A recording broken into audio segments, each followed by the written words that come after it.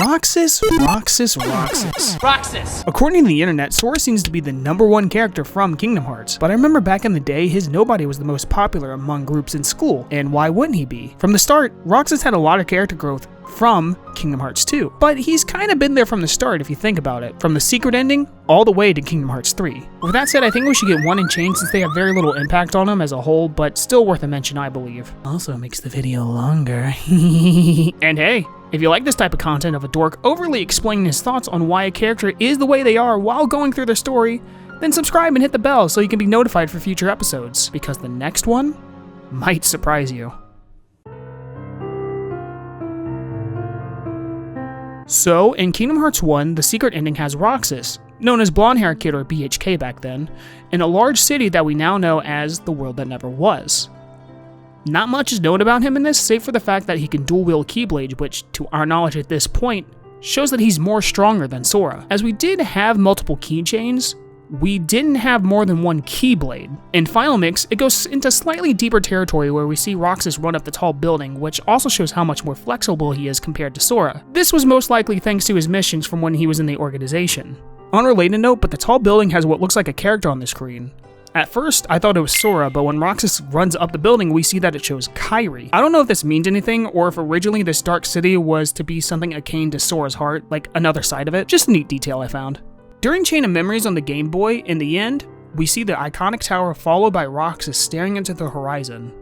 No Hayner, Pence, or Olette, but even with the absence of his friends, I like to think that this shows Roxas is ready for his next adventure in Kingdom Hearts 2. As for Rechain, we see Roxas and Axel on the clock tower probably before he gets put into the data world. After that, we see him in the game meetup with a beautiful poem that just reeks of Kingdom Hearts. We then see a similar scene to the Game Boy counterpart of Roxas looking on at the twilight sky on the clock tower.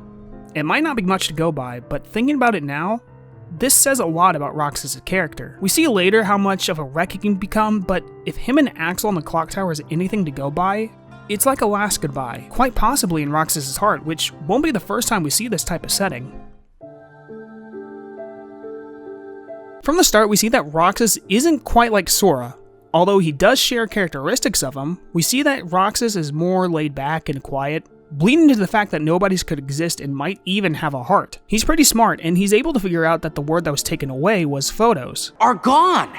Stolen. And not just the word. They stole it too. We also see that he can stand up not only for himself, but for his friends as he makes fun of Cypher. However, during this time, we see that he's starting to dream about Sora, and this isn't the first time either, because he says, "Another dream about him." It's also shown that Roxas is pretty quick on his feet to come up with ideas dealing with enemies, like using reversal, or any of the reaction commands during the Twilight Thorn boss fight. As his days go on, weird stuff starts to happen, like Kairi being able to reach Roxas when she was trying to reach Sora. All these glitch effects and the fact that none of his friends remember him falling off the tower shows that his hometown may not be his home after all. He also learns more and more of Sora, learning what the Keyblade is called through his dreams. Around day 4, it's obvious that Roxas is deep in his thoughts about all the stuff that's happening.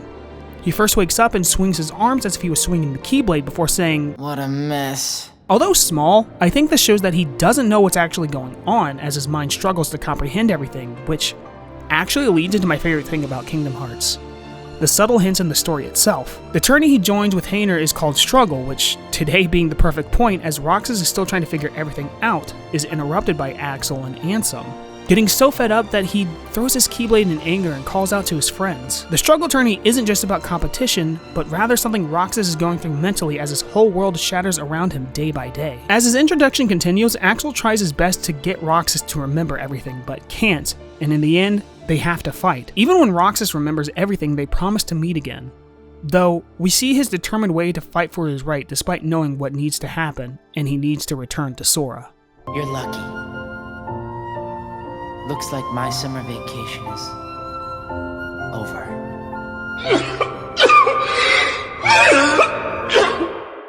As the game continues on, we do see Roxas through Sora at times, especially early on. Twilight Town is familiar to him, and in the gameplay aspect is given the abilities that Roxas learned through how much he leveled up, or gotten the bonuses, which also shows Roxas being within him.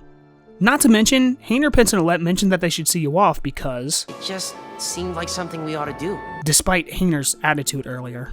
It also seems every world plays into Roxas' being as if hinting that he was always there. Mulan having two identities, Tron playing with the idea that the worlds could fit into Data and could even have a heart, or how Simba runs from his past until he fully accepts his duties, like Roxas. There's a lot of other examples, as there should be, but still, going through my 365/2 replays of this game, oh, thank you. I know I'm the funniest man in the universe. And actually rewatching the cutscenes, there's a big theme around Roxas and Nobody's having some real identity, be it a heart or not, plays into a lot more than most would think. When we get to the world that never was and fight Roxas within Sora's heart, they have a conversation that shows that Roxas knows he's in Sora's shadow, despite his own personality. Someone from the dark. That line shows that, in my opinion, he knows he's the opposite of Sora, who's all about light. Despite being stronger than Sora, he also knows that the organization cannot be defeated unless it's him, thanks to his friends, given that we're in Sora's heart, and we see them on the stained glass. I see. That's why. During the fight, we can see that both of them, while quick on their feet, don't think some stuff through, like, Roxas, how did you not realize Sora was going to do that? You make a good other. Might even be his way of trying to hint at Sora that he has a nobody, even if Sora doesn't get it. He wants to help Sora learn in the long run. We see Axel and Roxas talking with each other one last time before they disappear again, showing that their connection to one another is strong. I don't know when the scene takes place, but if I had to guess, it was within each other's hearts, the clock tower being their personal safe place. They hint some more on if nobodies have hearts, which, yeah, I won't say any more on this. We also learn that Roxas answers to Riku's taunt to Sora, confirming that yes, they are the same person, even if they have contrasting personalities and way of doing things. Once the adventure is over, Sora meets back up with Kairi, meaning that Roxas and Naminé meet up again after their promise in the beginning of the game. Did I mention that? I don't know. Ending on a sweet moment of everyone being together again. This takes place before 2, but after 1, right around the time Sora becomes a Heartless. However, because Sora retained his human form, Roxas doesn't remember his past life. This is what helps Roxas grow into his own being despite being a nobody. What's fun is that we see how nobodies start, like the fact that when they first wake up, they don't speak and are more like zombies, or I guess like regular nobodies. One thing this game has a lot over the movie counterpart is that there are a lot more scenes to help push Roxas' character and his relationships with the organization, the side characters, and more specifically, Axel and Xion. For example, we can go around before every mission and talk with the members. Some of my favorites is when Dimix is trying to be friendly, but backs out last minute. Dimix, my petit chauffeur. I'm sorry, French people. The story is perfect, as it centers around Roxas and his growth. Not only that, but we can see how the organization is writing the data of their members in the gameplay with the panel system. I'm so sorry for those with OCD looking at my panels. I promise I won't show up again in this video as a jump scare. Still, we see Roxas come out of his introverted shell in the series and the kindness he has shown from Sora and possibly Ventus. Despite his mental trauma in this game, he barely learns how friendship works. Axel takes him one day to get ice cream after work, so he pays it forward with Xion a little later down the line. And soon enough, the three become the best of friends. Every day they meet up when they can and have ice cream. One day, Roxas gets a stick that says winner on it, and the first thing he wants to do is to give it to Axel, but he never really gets the chance to give it to him in person, but we'll get there. Though despite his happy days, he starts to notice more and more things off with Axel and Xion. He gets so fed up that he just quits. Forget this! After his friends basically tell him nothing in order to protect him, he thinks that there isn't anything waiting for him back at the castle, showing that he's fed up with the team he's in before he realizes that this isn't about Xion or the organization, but rather he needs to find the answers about himself on the outside, as that's the only way he'll get them. Wiping his face, he puts on his hood and leaves, symbolizing him throwing away his identity because, to him, he doesn't know who or what he is. Before he fully leaves, however, he leaves a gift for Axel, the winner stick. And as he leaves, we get the iconic scene of, "You can't turn on the organization. You get on their bad side and they'll destroy you." No one would miss me. That's not true. I would. absolute beauty. Not knowing where to go, he ends up at the clock tower, the symbol of friendship for him. Where did I think I could go? What a joke. He isn't doing any better at this point, but he's excited to see Xion, who gives him what else? Ice cream. However, the happy reunion doesn't last long before Xion reveals that she was intended to be a puppet to Sora. In the end, they had to fight, and a weakened Roxas defeats an all-powerful Xion. During the fight, we see them go through locations of 3 different worlds, showing how long they've been together, and finally end up back at the clock tower with Xion's theme, Vector to the Heavens, playing. In the end, we see Xion go out as all characters do when they die, basically freeze before disappearing, as Roxas loses his memories, worried that he did something to her, She lets him know that this was her decision. Then we get that iconic line. No. Shion. Who else will I have ice cream with? Yes, funny out of context, but in context wraps this tragic story of their relationship up in a nice bow. Roxas, despite memories fading, loves his friends and just wants to spend forever with them. Angry at his home and fading memories of Shion, he shows a lot of determination in getting revenge in the organization. He stopped by Riku after Riku goes full power. The entire game shows his growth of his heart as a whole. From the start, he has nothing going on, but as the connection he makes with Axel and Shion, the side characters of the Disney World, the Twilight Town gang, all of these people and experiences help push Roxas to be who he is and help him mature. Roxas isn't in this game, but we do meet Ventus. The appearance Roxas takes on going forward because Ventus' heart was resting within Sora. Ventus is introverted like Roxas, but goes out of his way to talk if it means to meet new friends. Not to mention when Lee meets Ventus starting their friendship, it goes into why Axel took a quick liking to Roxas in 358. I do believe that if we mix Sora and Ventus together, we would just get Roxas. All three have someone looking out for them, they all care about the friends, though only two are really shy at first, but in the end, they can get all really defensive about their friends.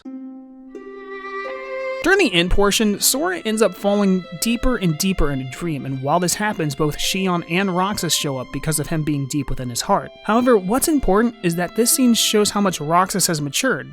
He states that This could have been the other way around. meaning he could have been the one to beat Sora, but when he realized that Sora needs to be the one to defeat Xehanort in Kingdom Hearts 2, it shows that Roxas can think even when overpowered by his emotions. Something I want to point out is that while Roxas up to this point has always been soft-spoken, to me it always came off as introverted. But here, while he's still soft-spoken, he shows how he feels by helping Sora through this point. Not to mention, but when Sora calls out, My friends. They are my power. we see basically everyone there. Roxas has Sora's back just as Sora has his. They've become one and become friends despite what he was trying to fight for. Early on, we see how much of a strong connection Roxas made with the Twilight Town gang. Although they don't remember him, they do say that his name feels familiar, and that when saving for a trip to the beach, Hayner brings up buying 4 pretzels instead of 3. Gotta buy 4 now. Oh, I get it. All of them go out of their way to help him despite barely remembering who he was, even trying to stop Ansem's Seeker of Darkness and save Ansem the Wise. This shot of Hayner would have killed Seeker of Darkness, I promise you.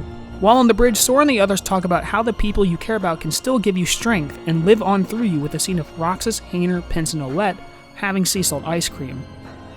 Sora grabbing his chest shows that Roxas' happiness is shining through him, or a painful memory, but still happy nonetheless. During the fight with Saïx and Xemnas, as Xemnas asks for Shion to kill Axel, she hesitates and is stopped by Sora. Though in Remind, we learn that this was Roxas taking control to stop Shion. After leaping out of Sora and coming back with a replica, he once again is pretty soft-spoken, but you can tell how angry he is despite how he was in Kingdom Hearts 2 and 358. Seems you're not as good at winning over people's hearts as you think. A testament to how he grew so far. At the end of it all, when they reunite and hug it out, I hate this series. During Remind, we see that his memories of Shion were being protected within Sora, as well as white doves that flow away and their feathers basically turning into memories in the form of pictures like the one with Roxas, Hayner, Pence, and Olette. Showing how much love he has for Axel and Shion though, he asks Sora for help to get the cross sigil back, as that's what brought their connection together. Even in his most calm, all he does is think about what's important to him. All in all, Roxas starts out with this quiet but emotional personality before maturing at the end of 2. He gave up his fight for his own being in order to stop Organization 13, and when Sora was lost in his own dreams, Roxas tries his best to help explain why Sora has to be the one, to save those lost yet connected within Sora before unlocking the lost memories hidden deep within. Roxas' tale is a tragic one that ends up being a dream, being used and ignored by the organization, to Axel keeping secrets from him, making him feel betrayed, going to look for answers only to be put in his place after he thought he won, continues to fight for his right to exist, only to realize in the end, his fight was meaningless. Or so we thought. We see that he can be a guide to those around him like with Sora, and in the end, can come when his friends need him most like in Kingdom Hearts 3. His story is about overcoming tragedy, knowing when it's okay to deviate from your original plans, to help those that need it, and of course, the strength that comes from your friends what you make. Let me know down below if you made it this far. I would love it if you subscribe and hit the bell and gave this video a like. It lets me know that you would like to see more of this type of content in the future. Remember that even if your plans do change because of things out of your control, that you can still work on a better future for you and your loved ones. You just need to let your heart be your guiding key.